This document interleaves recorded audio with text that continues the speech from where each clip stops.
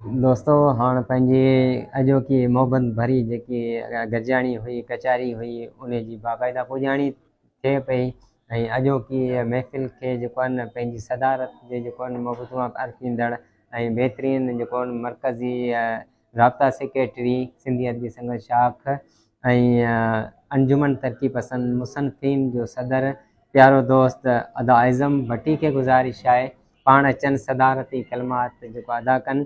साईं एजाज़ अली जिस्काणी बाबति ॻाल्हाइनि, उन्हनि जी शख़्सियतुनि ते ॻाल्हाइनि। साईं एजाज़ अली साईं एज़म भट्टी साहिब गुज़ारिश आहे। यारी तुंहिंजी यादि हुई न त डूंगर ॾाढा ॾाढ कया, ये तुंहिंजा प्यारा पेरा हुया जे पंहिंजो पंध पुॼाया। दोस्तो, सभिनी खां पहिरीं आऊं सिंधी अदबी संगत ऐं अंजुमन तरक़ी पसंद मुसनफ़ीन जे तरफ़ां तव्हां सभिनी दोस्तनि खे जस थो ॾियां जो असां साईं एजाज़ जिस्काणी जी जो की इन सालगिरह जे मौक़े ते गॾु थिया आहियूं। साईं एजाज़ जिस्काणी खे 50 सालगिरह जूं मुबारकूं। स्टेज ते वेठल ऐं पिंडाल में मौजूदु जिन बि दोस्तनि पंहिंजूं मोहबतूं वंडियूं आहिनि ऐं मोहबतुनि जा गुलाब जेके निछावर कया आहिनि, यकीनन उहे असांजी इल्मी अदबी तारीख़ जो हिसो ज़रूरु बणजंदा। ऐं सम्झां थो फ़र्द ईंदा आहिनि ऐं हलिया वेंदा आहिनि, पर किरदार जेके आहिनि उहे हमेशह ज़िंदा हूंदा आहिनि।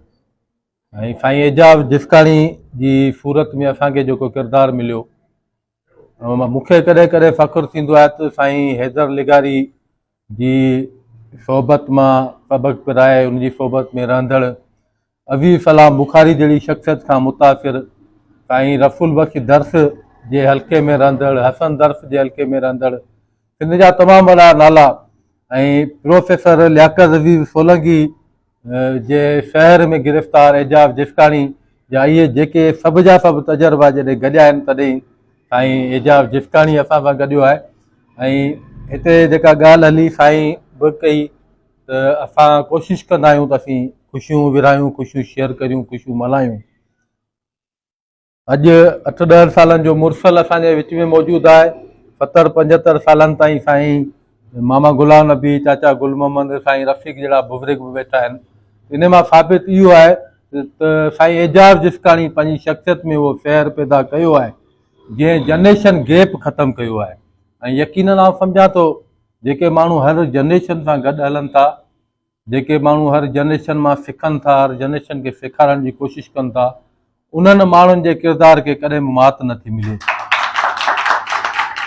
पोइ साईं एजाज़ जिस्काणी अॼुकल्ह न, पर आउं सम्झां थो साईं जो जेको बचपन गुज़रियो, साईं जी जेका यूनिवर्सिटी लाइफ गुज़री, उन खां पोइ जेको साईं जो इल्मी अदबी हल्को जुड़ियो ऐं इल्मी हवाले सां, तइलीमी हवाले सां साईं जेका पंहिंजी सर्विस जा 60 साल पूरा कया, उहो समूरो निचोड़ गॾे आऊं इन नतीजे ते पहुतो आहियां त उन्हनि समूरनि उहिदनि, रुतबनि, मान मर्तबनि खां पोइ गुज़िरियल 6 सालनि खां जॾहिं साईं लियाकत अज़ीज़ सोलंकी जा ॾुख शेयर करण जे लाइ असां सभु गॾु थियासीं साईं लियाकत अज़ीज़ जी वर्सी जे हवाले सां, त उन्हनि 6 सालनि जो जेको पीरियड असांजो गुज़रियो जदीद टेक्नोलॉजी जे दौर में, ऐं आउं सम्झां थो 6 सालनि जो जेको तहरुक आहे साईं एजाज़ जिस्काणी जो या डॉक्टर जमाल नासिर साहिब जो असां सां गॾिजी, उहो तहरुक सॼो जो सॼो साईं जी 60 सालनि जी ज़िंदगी ते हावी आहे।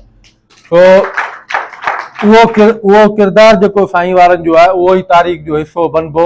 60 साल साईं वारनि ॾाढो ज़बरदस्त हिकिड़ो पंहिंजो किरदारु अदा कयो, पर आउं सम्झां थो उहो तहरुक हिकिड़े मुख़्तलिफ़ मख़सूस शोबे सां ज़रूरु हो। ईअं बि कोन्हे त साईं एजाज़ जिस्काणी जो कोई हिकिड़ो शोबो आहे। साईं एजाज़ जिस्काणी घण रुखी शख़्सियत आहे। साईं तमामु बहितरीनु लिखारी बि आहे, साईं बहितरीनु डिबेटर आहे, साईं बहितरीनु लेक्चरार आहे। सिहत जे हवाले सां साईं जो हिकिड़ो तमामु बहितरीनु तजुर्बो रहियो आहे। एजुकेशन जे हवाले सां उनजो हिकिड़ो बहितरीनु तजुर्बो आहे। साईं हिकिड़ो नक़ाद ज़बरदस्त आहे। ऐं वॾी ॻाल्हि इहा आहे त साईं जा जेके सोशल कॉन्टेक्ट आहिनि, जेके समाजी वास्ता नाता रिश्ता जेके आहिनि, उन में बि साईं जी हिकिड़ी पंहिंजी हुस्नाकी ऐं पंहिंजी हिकिड़ी ख़ूबसूरती रही आहे, जो अॼु ॾींहं ताईं साईं उहे पंहिंजा समूरा रिश्ता नाता बि जोड़ींदो अचे।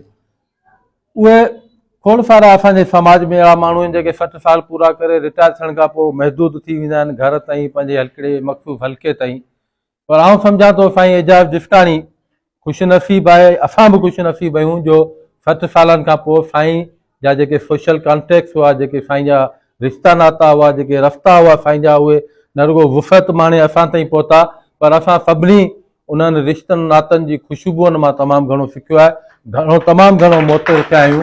ऐं साईं एजाज़ जिस्ताणी जो जेको तहरीक वारो किरदारु आहे, उहो असांजे सभिनी दोस्तनि जे लाइ हिकिड़ो उत्साह लाइक़ु किरदारु आहे। साईं आगा बि ॻाल्हायो, डॉक्टर बि ॻाल्हायो, त पाबंदी, वक़्त जी पाबंदी असां साईं खां सिखियासीं। मुसलसल तहरीक में साईं असांजे लाइ इंतिहाई उत्साह लाइक़ु किरदारु अदा कयो आहे ऐं अॼु बि करे रहियो आहे।